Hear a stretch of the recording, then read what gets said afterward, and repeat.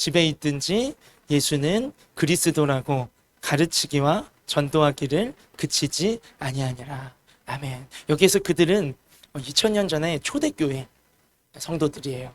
물론 예수님이 부활 승천하시고 성령을 보내주셔서 성령의 충만함을 받은 사도들이 세운 그 교회, 모인 그리스도인들, 그들을 가리키는 것입니다.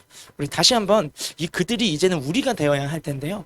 우리에게 주시는 말씀으로 알고 우리가 한 번 더 읽을까요? 시작. 그들이 날마다 성전에 있든지 집에 있든지 예수는 그리스도라고 가르치기와 전도하기를 그치지 아니하니라. 아멘. 네. 우리 한번 고민해 볼까요? 누가 나한테 하라, 제발 좀 해라 하지 않아도 여러분 저절로 하게 되어지는 어떤 행동이나 어떤 나의 나타나는 숨길 수 없는 나도 나인 그런 내 모습이 있으실 거예요. 그렇죠? 네, 우리 뭐 시찬이 같은 형제님은 감사의 아이콘이죠. 그래서 언제나 이 감사가 넘치는 것을 보게 됩니다. 요즘 약간 고갈된 것 같아요. 옆에서 좀 우리 조금 감사를 회복하라고 많이 격려와 칭찬을 좀 해주세요. 감사 제목을 물어보니까 요새 답이 안 나오는 것 같아요. 네, 그럴 수 있습니다. 그럴 수 있어요. 누구를 보면 항상 웃는 또 우리 자매님, 형제님도 있어요. 그냥 웃으라 웃으라 해도 안 웃는 사람도 있어요. 그렇죠? 그러나 이 웃음을 감출 수 없는 그런 웃음이 막 전해지는 해피 바이러스인 그런 분들도 있죠. 저라고요? 네. 아멘. 네. 감사합니다. 이렇게 저를 목양해 주시는군요. 네. 그렇게 하겠습니다. 네, 어떤 사랑하는 사람에 대한 이야기일 수도 있고 내가 좋아하는 것에 대한 이야기일 수도 있어요. 자랑하게 되죠. 말하게 되고 드러내게 돼요. 감출 수 없어요. 왜? 내가 겪고 내가 누리고 내가 좋아하고 내가 관심 있고 내가 너무나도 영향력을 받고 있는 것이기 때문에 우리는 그 무엇 다 다를 수 있지만 그래서 특정하게 말하지는 않지만 그 무엇을 우리가 자주 떠올리기도 하고 나도 모르게 표현되기도 합니다. 어떤 이에게는 오빠더라고요. 그래서 나는 그 오빠를 이미 형상이 다 그려졌어. 우리 공동체 안에 있는 어떤 자매님은 오빠 이야기를 얼마나 자주 하는지 그 오빠는 정말 좋으신 분인 것 같아요. 아주 영향력을 많이 선한 영향을 끼치신 분이신 거죠. 이 얘기를 왜 하냐 하면요. 오늘 이 한 구절의 말씀 있잖아요. 이 말씀 속에 보면 앞과 뒤를 감싸고 있는 것이 있어요. 이 그들은 초대교회 성도들이지만 동일하게 그리스도를 구세주로 믿고 따르는 제자들의 공동체인 우리 위드 KM이라고 할 때 그들이 뒤에 나오는 이 날마다라는 표현 그리고 이 구절 끝에 있는 그치지 아니하니라라는 표현 이것은 어떤 시간의 영역 안에서 이루어지고 있는 일을 말하고 있습니다. 날마다 하루하루 오늘도 내일도 물론 어제도 이게 날마다죠. 그치지 않았다는 건 뭐예요? 이거는 시간 단위, 분 단위 우리가 날이라는 데이 안에 더 깊이 파고들어서 구체적으로 그치지 않고 무언가가 이루어지고 있는 것을 말하는 것이에요. 시간의 영역이죠. 네. 여러분 우리는 이들이 날마다 그치지 않고 무엇을 했는지에 좀 집중할 필요가 있는데요. 예수를 그리스도라고 전했어요. 쉽게 말하면 예수님 이야기를 날마다 그치지 않고 했다는 거예요. 날마다 그치지 않고 반복되는 것에 있어서 우리는 두 부류의 행동 양상을 볼 수가 있어요. 하나는 굉장히 기계적으로 학습되어진 무엇이에요. 그렇죠? 아니면 정말 방금 말씀드린 대로 내가 너무 나에게 의미 있고 가치 있는 것이고 내게 영향력을 주고 있는 것이기에 그 소중하고 가치 있는 것을 나도 모르게 자발적으로 기쁨으로 이렇게 튀어나오는 거죠. 저는 후자라고 생각해요. 왜냐하면 전자일 수가 없는 것이 예수를 그리스도라고 그리스도에 대해서 이따가 잠시 살펴보겠지만 예수의 이름을 고백하고 예수를 주라고 시인하는 것은 그 당시에 목숨을 건 행동이었어요. 그 페널티가요. 그냥 뭐 주일날 교회 와서 예수님 찬양하고 말씀 듣고 기도하고 예배드리면 주일날 쉬는 만큼 알바비를 못 벌어 정도가 아니었어요. 주일날 내가 예배드리면 그 시간만큼 내가 공부를 못하니까 다음날 있을 발표에서 약간의 페널티가 있어 정도가 아니었다고. 이들에게 예수를 주로 고백하는 것에 뒤따르는 그것은 죽음이었어요. 안으로 보면 유대인들의 그 날카로운 눈초리. 유대인들은 예수를 하나님의 아들 메시아로 믿지 않았기 때문에 예수님이 십자가에 못 박도록 선동했죠. 그 유대인들은 예수를 전하는 것을 너무 싫어했어요. 그래서 지금 이 일이 있기 직전에 또 이 일이 있은 후에 막 어떠한 일들이 일어납니까? 스데반이 예수를 전하다가 죽임을 당하기도 하고, 예수님의 수제자 중에 한 명이었던 야고보가 예수님을 전하다가 붙잡혀서 하나의 샘플로 너희 예수 이름 전하면 이렇게 된다 하고 감옥에 있다가 목베어 죽임을 당하기도 하고, 그런 일들이 막 비일비재하게 일어나고 있는 시대 속에서 이들은 예수를 말하기를 그치지 않았다. 날마다. 이것은 죽음도 막을 수 없는 그 엄청난 죽음의 두려움까지도 뛰어넘게 만드는 그 엄청난 가치와 그 엄청난 의미와 그 엄청난 나의 삶에 있어서 놓을 수 없는 그 무엇이 예수님이었다는 것이고, 그래서 이들은 죽음 앞에서도 예수님의 이름을 전하고 예수님 이야기하는 것을 그치지 않았다. 이것은 시간의 영역 속에서 이루어지는 일이지만 우리 이 가장 바깥 울타리에 있는 시간에서 조금 더 이 문장의 가운데로 좁혀 들어와 볼까요? 재미있게 기술하고 있어요. 누가는 똑똑한 사람이거든요. 의사 누가는 이 사도행전을 기록한 사람은 굉장히 똑똑한 사람. 문장 하나하나가 의미 있게 구성되어 있어요. 바깥의 시간의 영역에서 한 걸음 더 안쪽으로 좁혀 들어오면 공간의 영역이 나오고 있어요. 성전에 있든지 집에 있든지.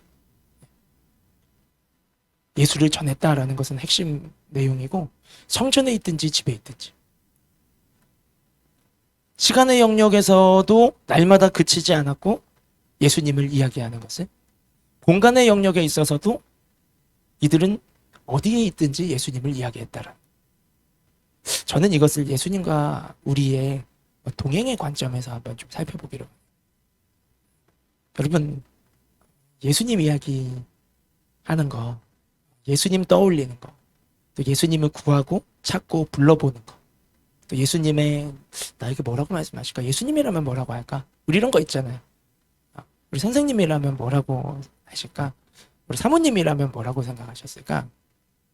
우리 혜지 언니라면 뭐라고 생각할까? 그러면서 우리 막 언니를 찾아가기도 하고 순장님을 찾아가기도 하고 그러잖아요.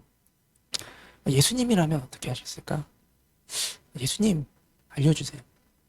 이들은 예수님에 대한 이야기를 함에 있어서 공간적 제약이 없었어요. 그러니까 믿음 생활에 있어서 공과 사가 없었다는 거예요.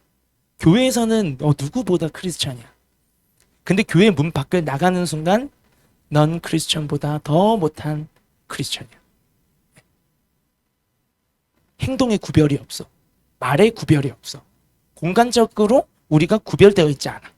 세상 사람들이 다 누리고 즐기는 그 공간에 내가 전혀 구별점 없이 함께 뒤섞여 있어. 나는 괜찮아. 내 믿음 지킬 수 있어. 아니요. 공간적 구별이 없는, 공간의 거룩함이 없는 그 삶 자체가 나는 이미 내 믿음을 지키지 못하고 있는 거예요. 물들어가고 있는 겁니다. 초대교회 성도들은 이 시간의 영역과 공간의 영역에 있어서 어떤 공과 사가 믿음 생활에 있어 나뉘어져 있지 않았어요. 교회에서의 모습이나 집에서의 모습이, 우리끼리 모였을 때 공동체 안에서의 모습이나 아니면 바깥에 예수 믿지 않는 다른 세상 사람들과 만났을 때의 모습이나 동일했다는 거예요. 그 동일함은 예수를 고백했다라는 거예요. 예수를 감추지 않았다는 겁니다. 예수를 부끄러워하지 않았어요. 가끔 가다가 복음은 전하고 싶긴 싶은데 예수님의 이름을 말하는 것을 조금 익숙하지 않고 부담스러워서 굉장히 돌려서 복음을 전하시는 분들이 계세요.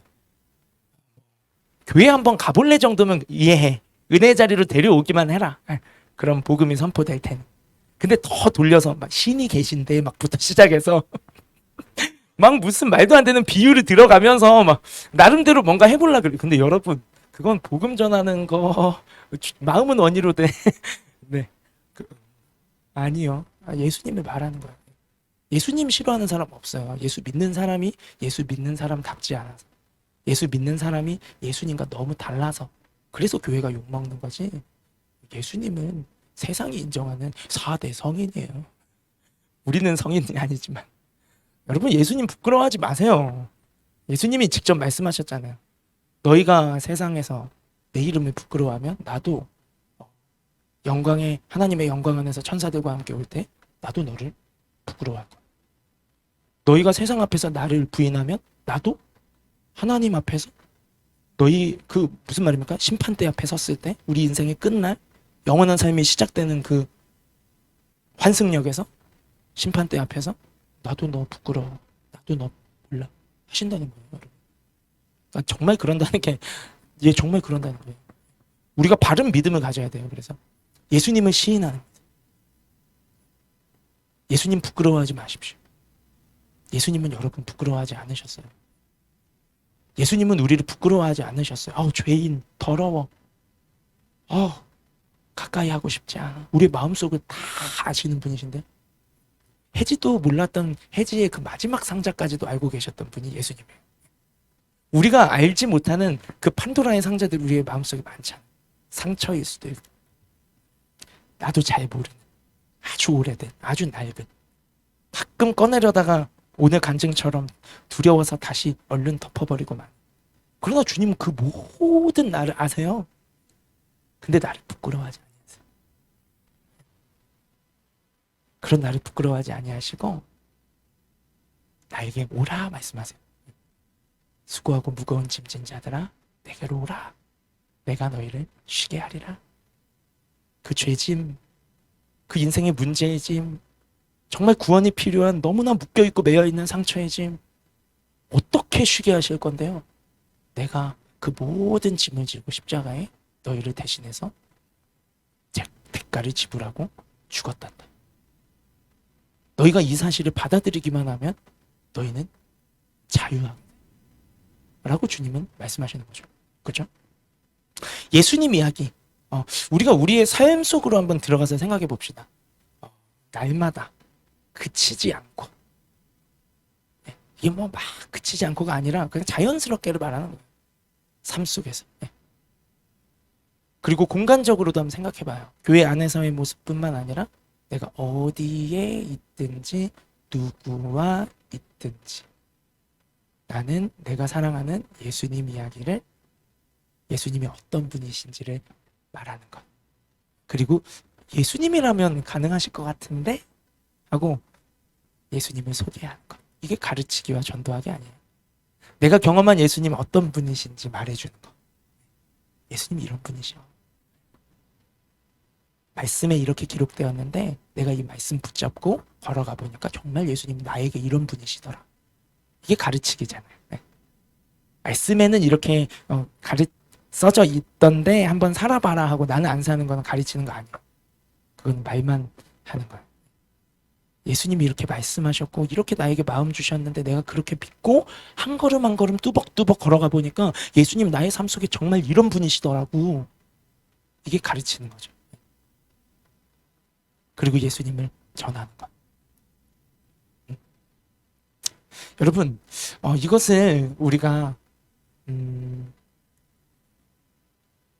예수님과 함께하는 우리의 삶의 지경이 점점 더 넓어졌으면 좋겠어요. 조금씩 더 넓어졌으면 좋겠어요. 요 1시간 안에 예수님을 가다 두지 마세요. 요 짧은 예배 시간 안에 예수님 여기서 만나요? 이 시간에만 만나는 거예요? 하고 예수님을 딱 이렇게 가둬놓고 철창을 쳐두고 이렇게 허이허이 날아다니지 마세요, 여러분. 그런다고 예수님이 갇힙니까? 여러분 알게 모르게 얼마나 예수님이 뒤에서 쓸어 담고 앞에서 길 만들고 계시고 여러분이 물 주고 여러분 상 차려주시고 문제 해결해 주시고 나만 모르지. 언젠가 알게 되었다 하고 한 번씩 또 간증하시는 우리 은혜 받은 자매님 형제님들도 계시잖아요. 그렇죠? 예수님 그렇게 갇히시는 분 아니에요. 예수님과 동행하는 삶의 지경이 조금씩 더 넓어지는 것 너무 필요하겠다. 어떻게 하면 우리가 그렇게 조금 더 시간의 영역과 공간의 영역 속에서 예수님과 함께하는 시공간이 더 넓어지고 풍성해질 수 있을까요? 그게 나의 삶에 있어서 하나님 나라의 확장이잖아요. 우리가 밖으로 남한테만 전하는 게 하나님 나라 확장 아니지. 그것은 어떤 수평적 확장이라면 복음 전파, 원주민 선교 가는 거, 삶 속에 예수님을 말함으로 인해 누군가가 예수님께 수고하고 무거운 짐을 가지고 주님께로 오게 하는 거. 그래서 그 영혼을 죄와 죽음과 모든 두려움에서 자유하게 예수님을 만남으로써 자유하게 해주고 생명 얻게 해주는 거. 이거는 수평적 하나님 나라의 확장이라고 한다면 우리는 수평적인 하나님 나라의 확장에만 복음 전파를 통해 힘쓰는 게 아니라 복음을 좀 나한테 전파해야 돼. 그래서 수직적으로 아주 깊이 있게 하나님 나라가 확장되어져야 돼. 내가 걸어가는 공간 속에 하나님 나라가 확장되어져야 돼. 내가 살아가는 시간 속에서 하나님 나라가 확장되어져 가는 것이 필요한 거야. 우린 거기서 굉장히 직관적으로 단순하게 하나님과 예수 그리스도와 동행하는 삶의 영역이 얼마나 확장되어져 가고 있는가. 우린 이런 고민을 지금 이 말씀과 함께 나누는 것입니다. 어떻게 그렇게 할 수 있는가? 어떻게 그렇게 할 수 있는가? 뭐라고 고백하는지를 우리가 주목하면서 그 핵심을 우리가 적용점으로 붙잡았으면 좋겠어요. 예수를 가르치기와 전도하기를 그치지 아니하리라 라고 말씀하지 않고 예수는 무엇이라고 말씀하고 계시죠? 그리스도.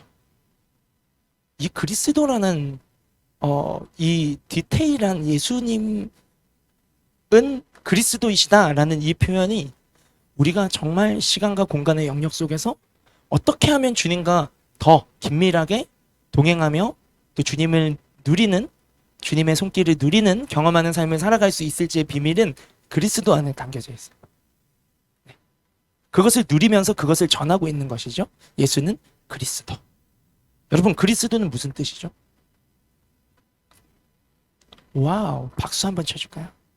네.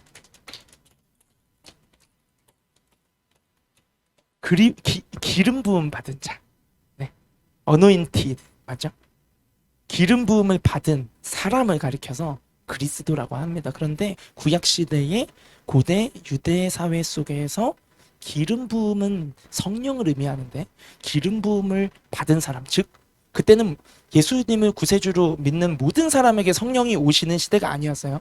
그건 오순절 마가의 다락방 성령 사건 이후 요엘이나 에스겔이나 여러 선지자가 예언한 대로 예수님을 믿는 자에게 주시는 선물로서 남종과 여종 모든 백성에게 성령을 주신 것은 신약의 이야기고, 구약 시대에는 특정한 어떠한 역할 직분이 맡겨진 사람에게 성령이 오셨어요.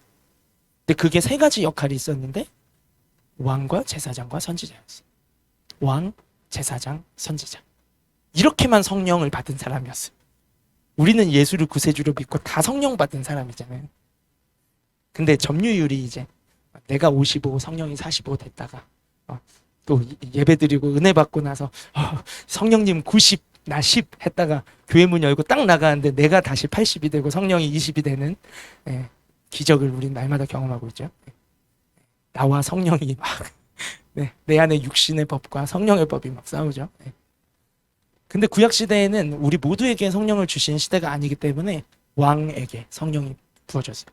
왜냐하면 유대 사회에서 왕은 하나님의 대리 통치자였거든요. 이 왕에게 기름 부으셔서 왕이신 하나님을 보게 해주셨고, 왕이신 하나님을 대신해서 하나님의 백성들을 통치하게 하셨어요. 제사장에게 성령을 주셨어요. 그래서 제사장의 핵심적인 일이 뭘까요?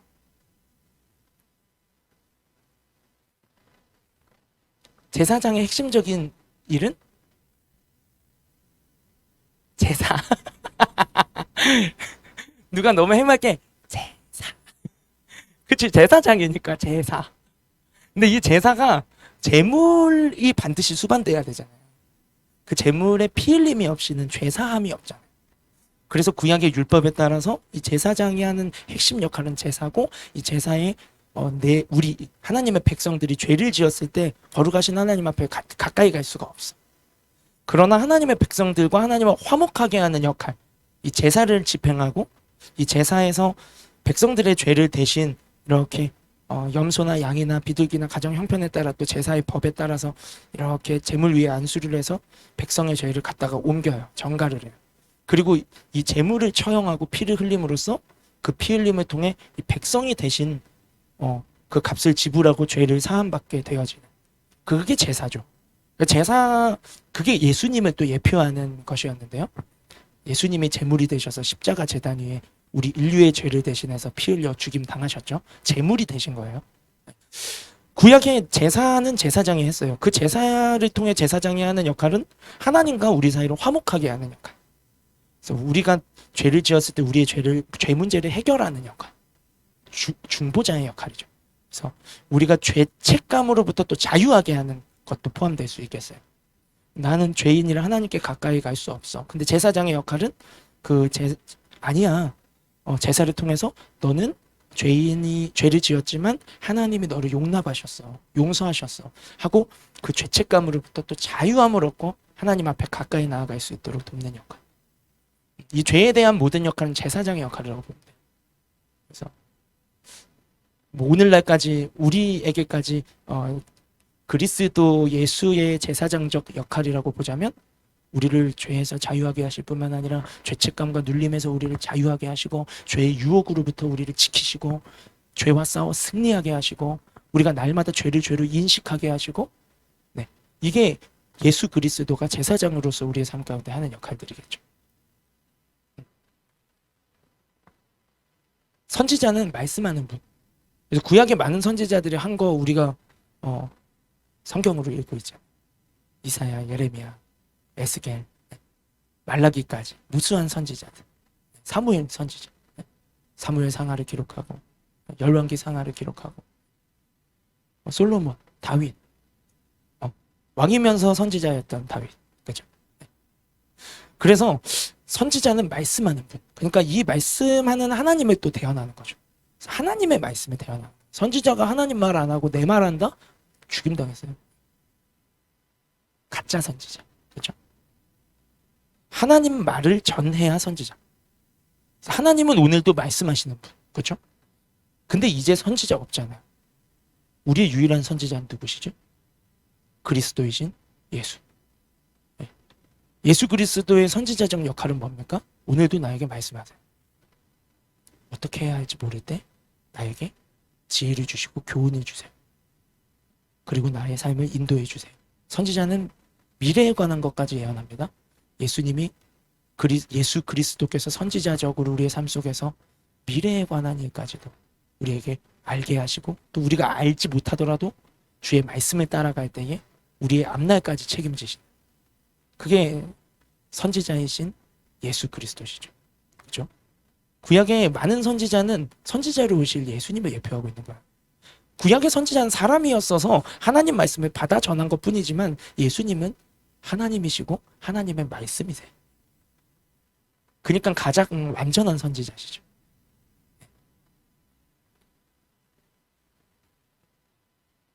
여러분, 이 왕, 제사장, 선지자, 이게 구약의 기름 부음 받은 그리스도, 이 이야기를 이렇게나 자세하게 나눈 이유는 무엇일까요? 이 예수는 그리스도라는 이 고백이 얼마나 묵직한 것이고 얼마나 실제적인 것이고 얼마나 우리에게도 적용 가능한 것인지를 나누고 싶었어요. 여러분, 오늘 우리의 삶 속에서 예수를 그리스도라고 가르치고 전도한다 할 때 이것을 내가 타인에게 가르치고 전도한다라는 맥락으로만 받아들이지 말았으면 좋겠어요. 그건 너무 듀티로 다가오잖아요. 내 안에 성령이 충만하지도 않은 덜한 상태에서 그리스도가 누구이신지 잘 모르는데 예수를 그리스도라고 가르치고 전하는 의무로 저는 여러분에게 말씀하고 싶지 않아요. 여러분 시간 속에서, 이 예배 시간 외의 시간 속에서, 여러분 공간 속에서, 이 교회라는 곳 공동체 말고 여러분의 일상의 삶의 공간 속에서 예수를 여러분의 그리스도로 인정해 드렸으면 좋겠어요. 나의 왕, 나의 왕은 예수 그리스도 당신이십니다. 그거 어떻게 인정해 드릴 수 있을까요? 한번 고민해 봅시다. 그리고 순모임도 한번 나눠봐요. 예수 그리스도이신 예수가 나의 왕이시라면, 나의 킹이시라면 이 왕은 주와 연결되어 있습니다. 고대의 왕은 주인이었죠. 그러니까 로드십이 킹십이에요. 그러니까 예수님을 주로 왕으로 시인해드리는 학습은 어떤 건가요? 여러분 공부하는 데서 해보신 적 있으세요? 그거 뚫리면 공부가 예배가 될 텐데, 맞죠? 공부하면서 성령의 인도하심 속에 예수님의 주권을 인정해드리는 공부 할 수 있어요, 여러분. 직장에서 일하면서 성령의 충만함을 구하고 성령을 구해야죠. 기름 부음. 그 안에서 정말 나의 주님이시고 나의 왕이신 예수님의 주권을 인정해드리는 직장 생활은 어떤 걸까요? 나의 삶의 작은 소소한 이벤트들 속에서도 우리는 주님의 주되심, 예수님의 왕되심을 어떻게 인정해 드릴 수 있을지를 한번 고민 한번 해봅시다. 그래서 한번 인정해 드려보는 거예요. 그럼 우리가 뭘 누리게 될까요? 왕의 영광을 누리게 되겠죠. 주님의 주권적 다스림을 우리가 맛볼 수 있겠죠. 주님의 손길을 우리가 경험할 수 있을 거예요. 그렇죠? 그리고 예수는 그리스도라고 시인하는 것을 우리의 삶 속에서 구체적으로 적용할 수 있어요. 회개하는 삶의 회복이에요. 회개. 여러분, 그냥 의무적으로 말씀드리는 거 아니에요. 성령님이 여러분 안에 계시다면 한 스텝 더 뒤로 빼서 앞으로 당겨서 예수님을 구주로 영접하셨다면 여러분 안에 성령이 있어요. 다시 앞으로 갈게요. 성령님이 여러분 안에 계시다면 성령님은 말씀하세요. 뭘 말씀하시냐면 이 제사장직에 관해서 말씀드리는 겁니다. 나의 죄에 대해서 지적하세요. 내가 하나님이 기뻐하시지 않는 삶, 주님을 외면하고 거스르는 마귀를 본질상 마귀를 좇는 삶, 마귀적인 것, 죄와 결부된 것을 내가 노출되어지고 따라 살고 그것을 추구하고 그것을 향해 달려갈 때 내 안에 정말 살아계신 하나님의 영이 함께 하신다면 나를 방치하지 않으시죠. 여러분, 아빠가 자녀가 위험한 불구덩이로 뛰어들어가는데 방치합니까? 그럼 자녀가 불구덩이로 뛰어가면서 아빠가 뒤에서 막 안 돼, 아니야, 그거 아니잖아 하는데도 불구하고 몰라, 귀찮아, 말하지 마, 그리고 불구덩이로 달려 들어간다면 그 자녀는 정말 어리석은 거죠. 제사장직에 관해서 회개하는 삶의 회복이 필요한데 이 회개의 근거는 뭐냐면 낮은 자존감에서 오는 뭐마다 다 내 책임이야, 이게 회개의 동기가 되어서는 안 되고, 여러분은 하나님의 사랑받는 딸이고 아들이에요. 정체성을 위해서 건강한 자존감을 회복하시기를 축복합니다. 진짜 회개는 그런 어떤 왜곡된 자아상에서 내 스스로가 나 자신을 자기 비판해서 만들어내는 것이 아니라 내 안에 계신 성령께서 정말 죄를 죄로 알게 하실 때 우리는 회개할 수 있어요. 동의합니다. 새가족의 교육 기억나시나요? 동의합니다. 하나님 기뻐하시지 않는 나의 모습, 나의 생각, 나의 마음, 나의 탐심, 내 감정이 앞섰네요. 동의합니다. 소소한 것이라도 괜찮아요, 여러분. 나에게 성령이 알게 하실 때 동의하고 십자가의 은혜에 감사하고 돌이켜 그 죄의 자리를 떠나는 거, 이게 죄고백이잖아요. 이 죄고백이 여러분의 삶 가운데 회복되기를 원해요. 하나님과 우리 사이를 갈라놓는 건 죄밖에 없어요. 그렇죠? 물론 하나님과 우리의 관계는 회복되었지만 하나님과 우리의 사이의 교제를 소원하게 만드는 것 또한 마찬가지로 죄예요. 이 죄 문제를 여러분 다루지 않고서는 하나님과 더 깊이 있는 교제 할 수 없어요. 주님의 은혜를 누리며 살 수 없다니까요. 회개가 없는 삶은 모양은 있으나 능력은 없는 그리스도인이에요. 겉모습만 있어요. 그럴듯한. 그러나 회개하는 삶만이 정말 주님과 더 가까워질 수 있다. 더 가까워질 수 있다. 주님 어김없이 제사장이신 주님, 제물 되신 주님께서, 예수님께서는 우리가 자백하며 주 앞에 우리의 죄를 구할 때 미쁘시고 의로우셔서 우리의 모든 죄를 용서해 주실 것이고 우리를 모든 불의에서 깨끗하게 하실 줄로 믿습니다. 그걸 날마다 누리는 거. 그게 예수를 그리스도 나의 제사장이십니다. 예수님이 내 죄를 해결하셨습니다. 나를 죄에서 자유케 하십니다. 다가오는 죄의 유혹과 죄의 시험과 죄의 영향력으로부터 나를 보호하십니다. 승리하게 하십니다. 이것을 여러분 삶 속에서 회개하는 삶을 통해서 붙잡고 살아가는 게 예수를 그리스도로 시인하는 삶인 줄로 믿습니다. 죄를 내버려 두지 마세요. 죄는 반드시 자라요. 이 지붕이 왜 이렇게 됐는지 알아요? 내버려 둬서. 내버려 둬서. 이 지붕은 회개를 하지 않았어요. 비유하건대 여러분. 비유하건대 이 지붕이 처음에 누수 현상이 생겼을 때 그때 비유하건대 성령님이 알게 하셨어요. 이거 안 고치면 큰일 나겠다. 그때 회개해야 되는데 그때. 근데 그때 내가 죄 고백을 안 했어. 에이 뭐 오다 말겠지, 세다 말겠지, 괜찮겠지 이쯤이야. 그랬더니 어떻게 됐게요? 주님의 몸된 교회인 내 마음의 성전에 2층만 세는 게 아니라 1층까지 세고 방구석까지 세고 화장실도 세고 우리 교회가 그 정도는 아닙니다. 네. 온 곳에서 그냥 쏟아지는 대로 세속의 영향력과 세상에 그냥 그 찌든 산성비가 캐나다는 산성비 안 오죠? 네. 막 들이닥치는데 그 모든 영향력이 죄의 영향력이 온 내 마음의 성전을 다 물들어 버리는 거예요. 왜 그래요? 죄를 다루지 않았기 때문에. 이 죄를 그때그때 처리해야 되는데 과제도 그때그때 안 하면 어떻게 돼요? F가 오지요. 맞죠? 네. 그때 처리해야 되는 거예요. 과제처럼. 죄는. 그게 회개하는 삶이에요. 그게 예수를 제사장으로서 예수를 그리스도라고 고백하는 의미예요. 여러분 그리스도 의미 모르고 예수 그리스도 찬양만 하면 안 되고 예수를 나의 왕으로 인정하는 삶, 나의 삶의 작은 주권 속에서 나 할 수 없는데 어떡하지? 불안, 근심, 손톱 막 물어뜯는데 예수님이 나의 왕이지. 주님 책임져 주세요. 아멘. 그래도 불안해. 찬송 한번 부르고 말씀의 약속 한번 읽고 예수님은 나의 주님이십니다. 왕이십니다. 주님께 맡겨드립니다. 내일 발표 잘 될 거예요. 비록 나는 스피치 능력이 좀 떨어지지만. 그리고 다음날 또 불안해. 손톱을 한번 또 물어뜯고 또 단위에 올라가면서도 선생님과 클래스메이트들이 다 나를 쳐다보는 그 가운데에서도 속으로 기도하는 거죠.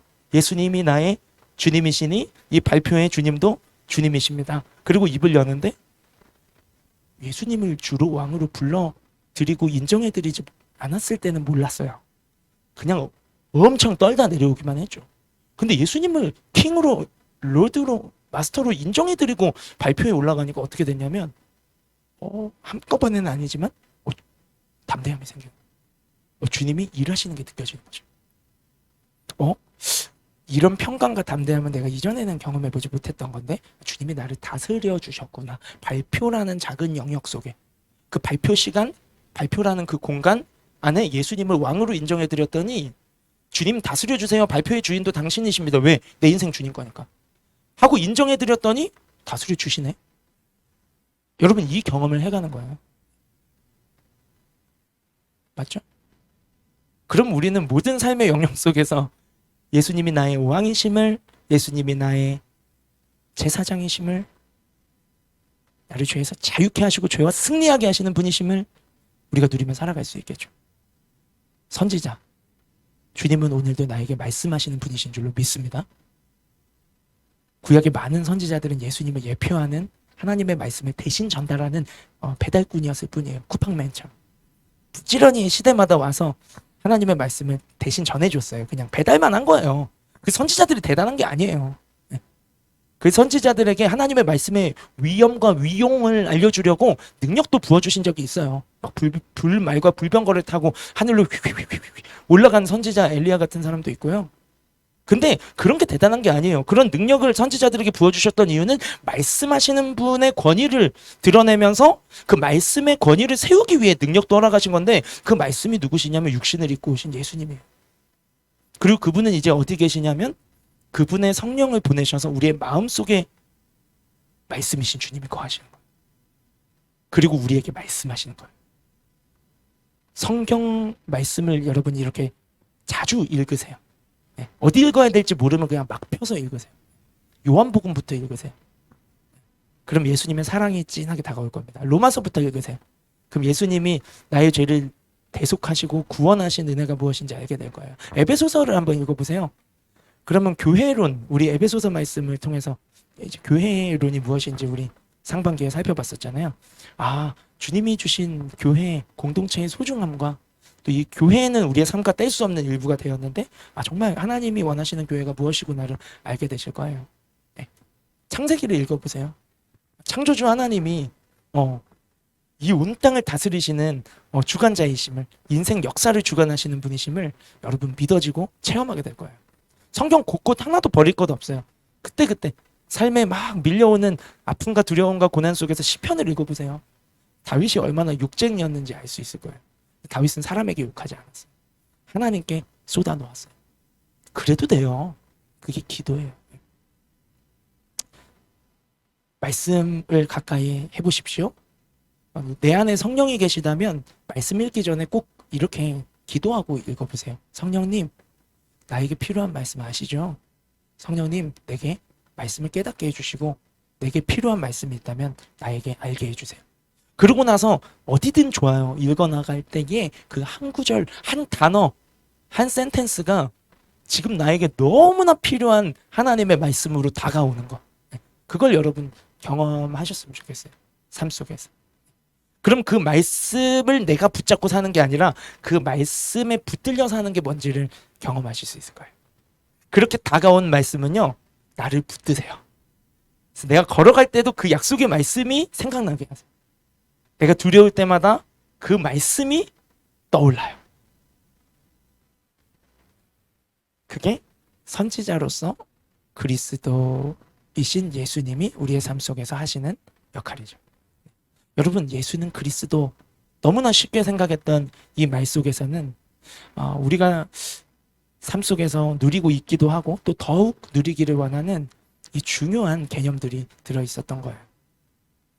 예수님이 여러분의 인생의 면밀한 시간과 공간 속에서 왕으로 주인으로 다스리시기를 간절히 축복합니다.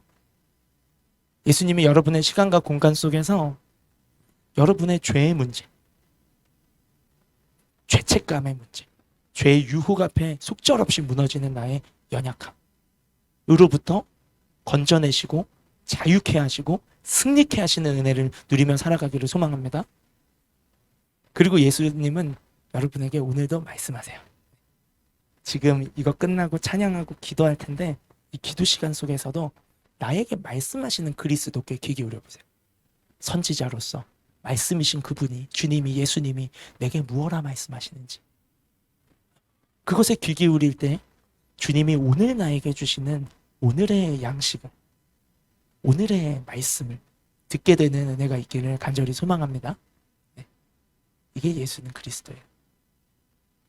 그냥 기계적으로가 아니라 정말 예수님은 여러분의 그리스도이십니다.